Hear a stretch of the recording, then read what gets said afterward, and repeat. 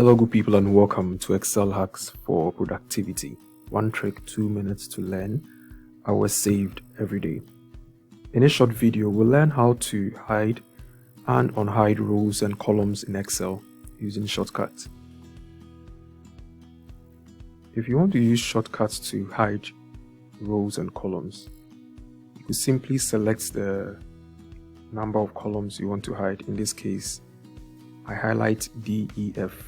How you know you've highlighted columns is the markers in the labels will turn a different color. So D, E, F, and you press Ctrl plus close bracket. So when you do Ctrl plus close bracket, you realize that I have hidden D, E, and F. Same way, if you want to hide rows, you could just select the number of rows you want to hide. So here I want to hide 13, 14, 15. Selected.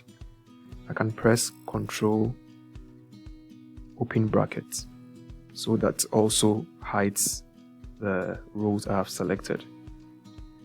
Now if you want to unhide, you just need to select the visible column before and after the group of hidden columns you have.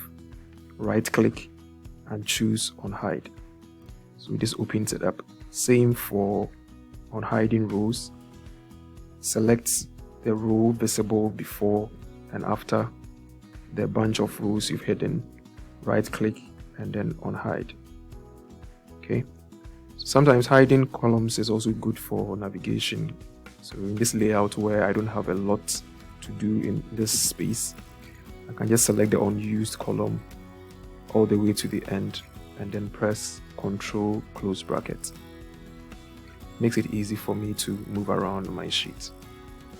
So you have options. Please practice and add it to your list of Excel tricks. For more of these short videos, you can send ad to this WhatsApp number. We send videos directly to you on Mondays and Fridays.